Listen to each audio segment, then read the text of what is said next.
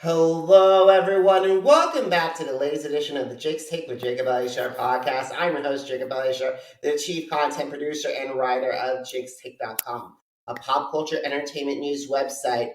Now, if you're listening to this podcast, please give us a 5-star rating and also please subscribe. If you're watching us on my YouTube channel, please give us a thumbs up, subscribe, and leave a comment here. Today's a very great episode. I'm happy to introduce a guest on my right. He is a singer-songwriter, and he has one incredible story to tell. So please help me welcome Sidney Riley.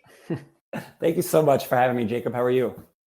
I'm doing great. Thank you for asking. Thank you so much for taking time in your schedule to speak with us today. I really appreciate it. Oh, I appreciate you. Thank you so much for having me. This is great. I'm excited. No problem. So let's get started. So when did you get interested in performing, and how did that passion evolve into desire to pursue a career in the recording industry? Sure. I got first introduced to I guess, singing myself when I was 10. Prior to that, I think once I heard Boyz II Men, I was like, that was the first kind of act I was just like kind of blown away by. And then after, when I was 10, when I first kind of got into music and I first saw the reaction to singing and to performing and kind of got over that hump of just being nervous, I was I was into it. I was like, oh, this is not as, great, scary or as I thought it was going to be or what have you. So after that, it was just kind of like green light go since then. Awesome. So you began your career when you joined the British television show Children's Choice. Mm-hmm. And now, so what were some of the lessons that helped you learn to help you grow as a performer, and how did you get on that show? So I'll tell you. So I got on that. You mind if I answer in like reverse? I'll tell you how I got on there. Okay, great. Yeah, I got on there by random chance. My family and we lived in Saudi Arabia for a year, and when I was 10, and then as soon as we got there, we moved there from Maryland, and as soon as we got there, we were living in a little cul-de-sac, and one of the neighbors we had just met was attending what was called the British school, and that neighbor went to school the next day and told one of his teachers about how these two kids from America just got here, and that teacher happened to be the program director for that children's television show. And then she was like, "Oh, American kids, I'd love to meet them." And literally, that's how it happened. We got invited to go down to this studio to do a show, and it was like 2 seconds. We didn't. I mean, I'd like to say we auditioned, but like we had it like as soon as my sister and I were there. And it was just such an oddly random occurrence that happened, but it. Ever since then, we just were. We worked there for the year that we were in Saudi Arabia, doing all kinds of songs and skits and all kinds of fun stuff. So that's how I randomly fell into it. Yeah. Mm-hmm. That's incredible, because the thing is, I never imagined going from Maryland to Saudi Arabia. That is the ultimate culture shock. And not to mention getting onto British television, being seen by people in the United Kingdom and the Commonwealth. Mm-hmm. Yeah. It was a culture shock, to say the least. And we weren't, the good thing is that we immediately, as soon as we got there, this kind of thing happened. So we were so like busy right away. And, we met a bunch of great kids, got to be on television, and, so it was fun. It was a great year that we were there as kids. Awesome. So I got to tell you something, because you are the second person that I've had on my podcast that's been associated with the Kennedy Center Honors, one of my all-time favorite shows. Yeah. Oh, that's awesome. Yeah.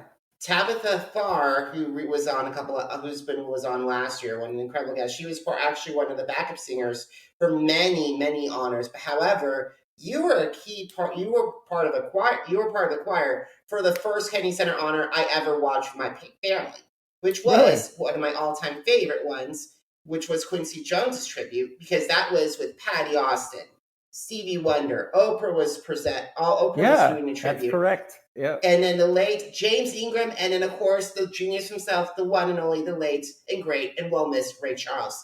Yeah. Or what did it mean to be on stage with Stevie Wonder, with Patti Austin, and with Ray Charles and James Ingram as part of the choir? Sure. Yeah. It's one of those things you put, you have this like vision or this idea of people and these extraordinary talents, and when you get to be there and you get to kind of put a face to the name and have a human connection, have a human moment, it also kind of humanizes everything. Right. So like a lot of times I mean, I'm guilty of this too. I'm sure a lot of people do this where they'll build stuff up in your head. It's like it's way more than it is. But then once you kind of have a moment to kind of sit and process and digest it, and you realize that they're just people like you, uh, the profound experience I had from that made me realize that I can do this. I can, and I was the most confident thing ever after that. I agree because that was just like not a lot of people can say, raise your hand and say, wait a minute, I've sung with Stevie Wonder. Not I've sung with I have accompanied Ray Charles.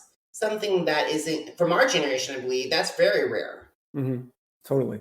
And the cool thing is that, I sang alongside with the Eastern High School choir down in DC. Shout out to Eastern High School. And every singer that was there was like the best singer you've ever heard in your life. Like everybody was fantastic. So it was just so nice to be, surrounding yourself also with these like incredible talents all over the place. It's just amazing. But however, like as I mentioned earlier, you have an incredible story to tell.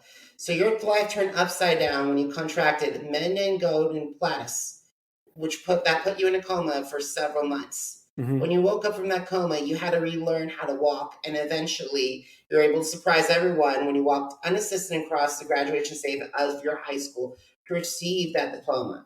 Mm-hmm. And one of the things that I've read about you was you were able to use music to overcome this massive obstacle. So how did music help you reclaim your life? It's funny. Before I got sick, I was thinking in my head, I was really focused on like being a soccer player, and I was really sports minded in general. And I was really kind of going that route.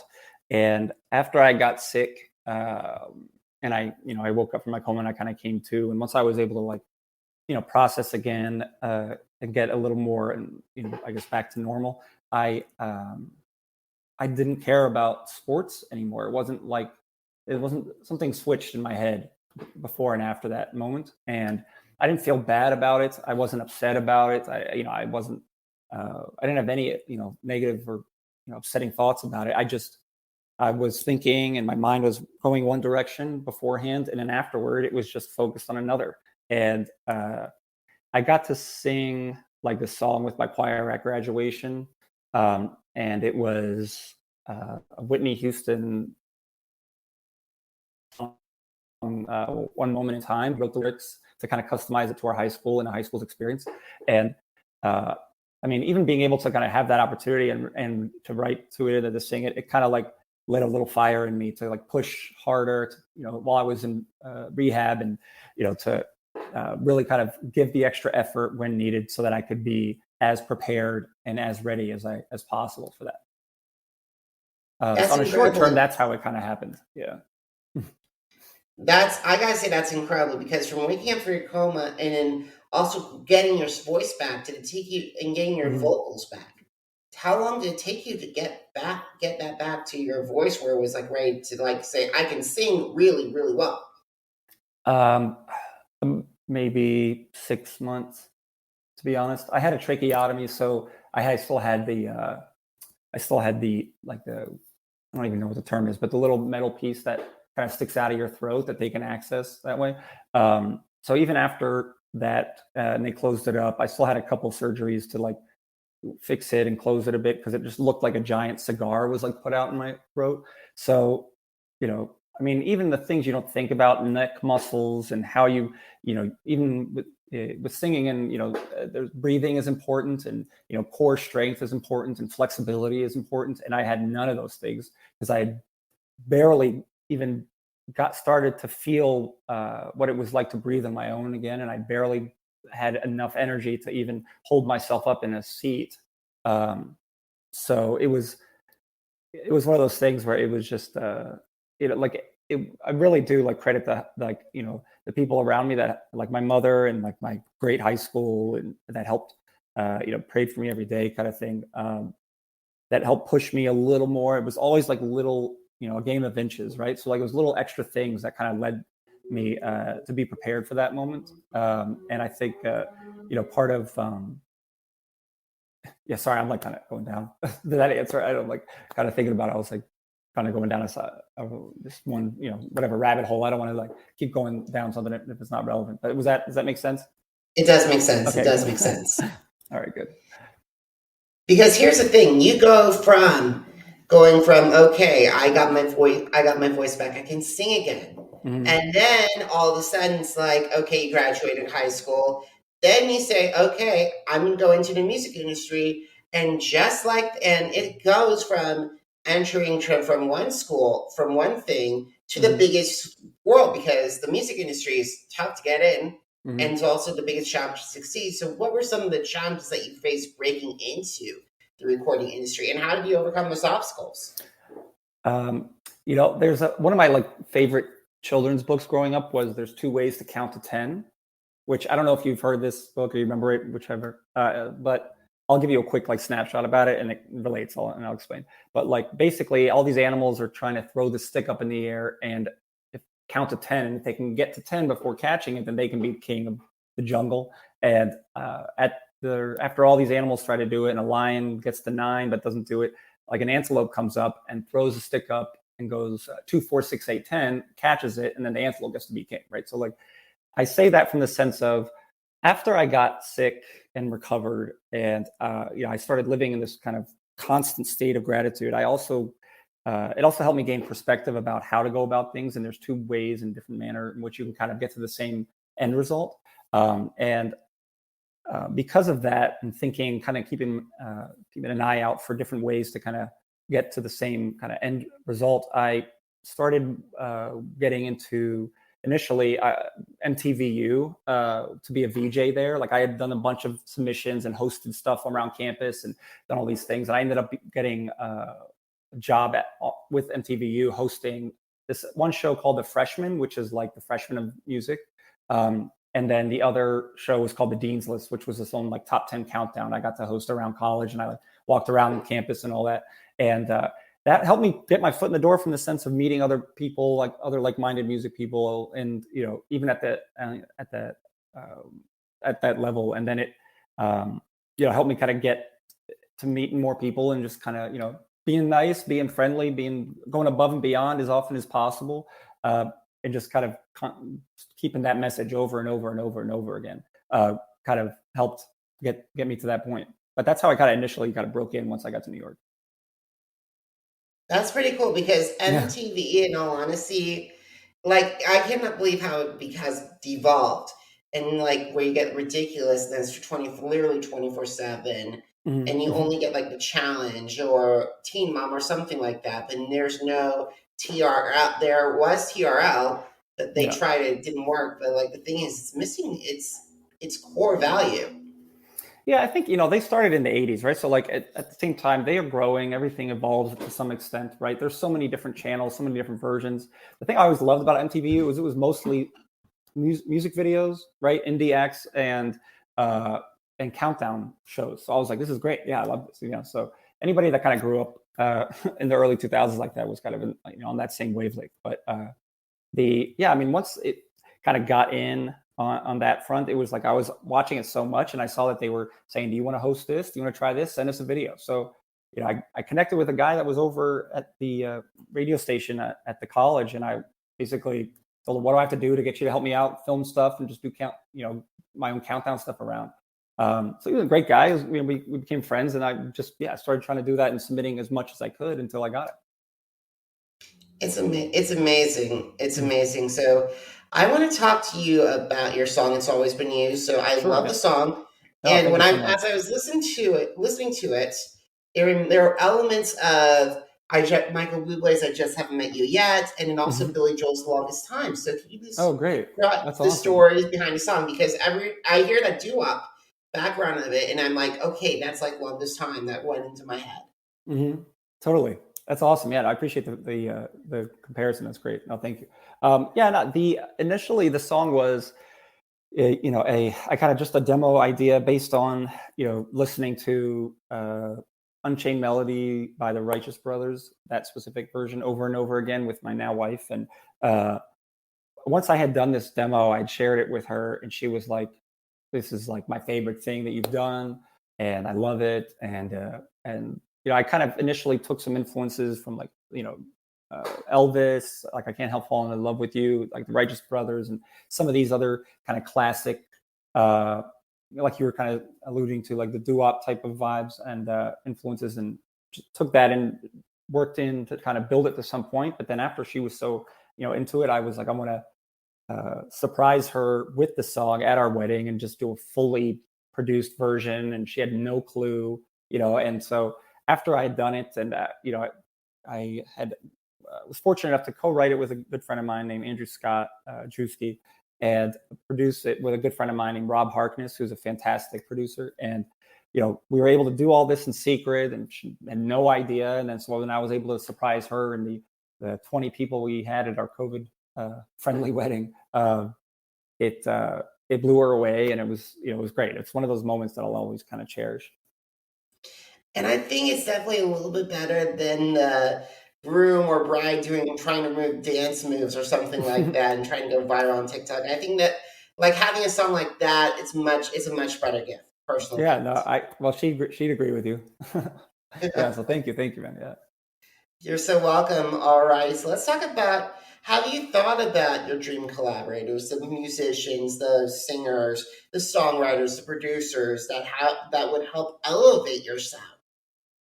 It's I look, so there are certain things I can do on myself, but from the sense of influence and who the best kind of collaborator would be, I try to look for energy and perspective first, and then kind of go from there. I think as far as like musical artists or producers are concerned, I would love to. I think somebody like a Will.I.am, Stevie Wonder, obviously, of course, would really kind of elevate anything that I'm kind of working on. It would be like a dream to be able to work with them.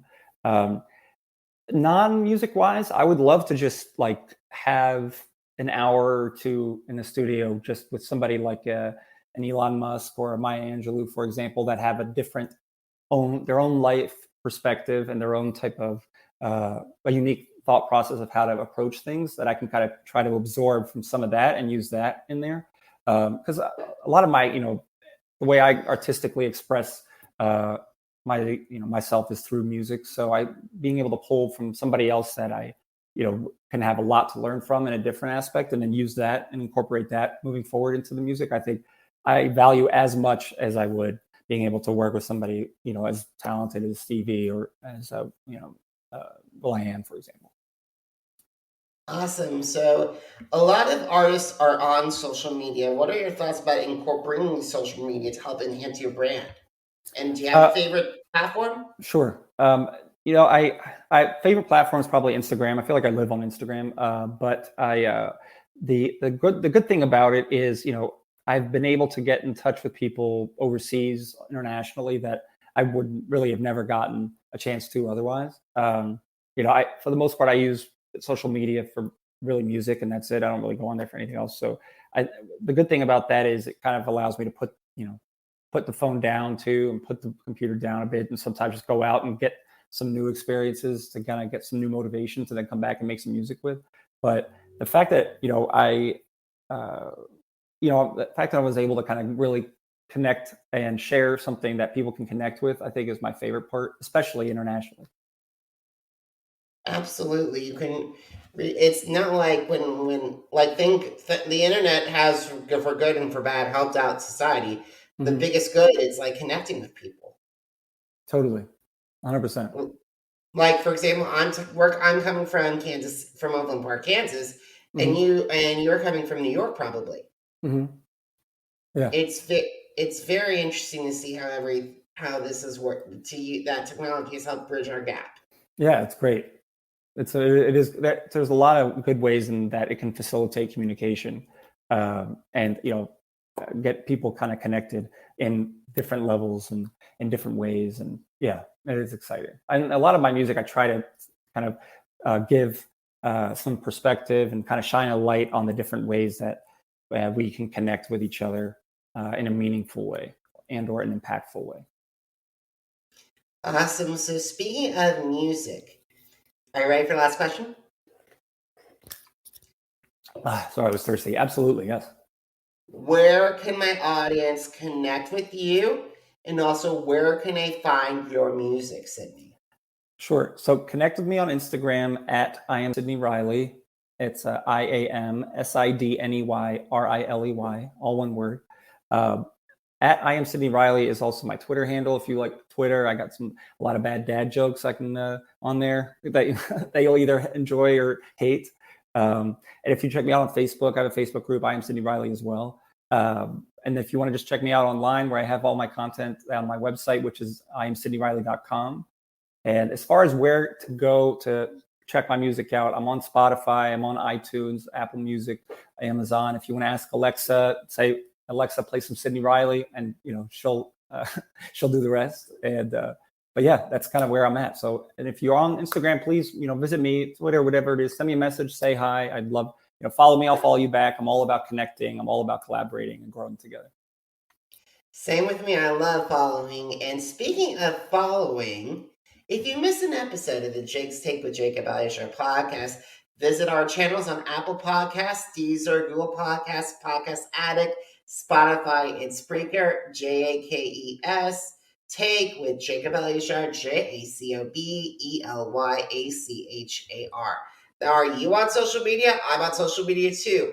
Please visit Facebook, Instagram, Twitter, and YouTube. Jacob Elyachar, JACOBELYACHAR. And Sidney, this August, it's Jakes-Shake.com's 11th year on the World Wide Web. Wow, look at you. Congratulations. It's exciting. Thank you so much, Sidney. I appreciate it. So if you guys want to see some articles, some interviews with alumni from America's Got Talent, The Challenge, or some music reviews, head to Jakes-Shake.com to check it out. Sidney, thank you so much for this incredible conversation. I really appreciate taking time out of your schedule and sharing your story with us. Oh, thank you, Jacob. Thank you so much for having me. I really appreciate, the questions about the new song, and I really appreciate you kind of taking time out of your schedule to speak with me as well. You're so welcome. And guys, thank you so much for listening, for watching. Until next time, have a great one, everybody. Goodbye.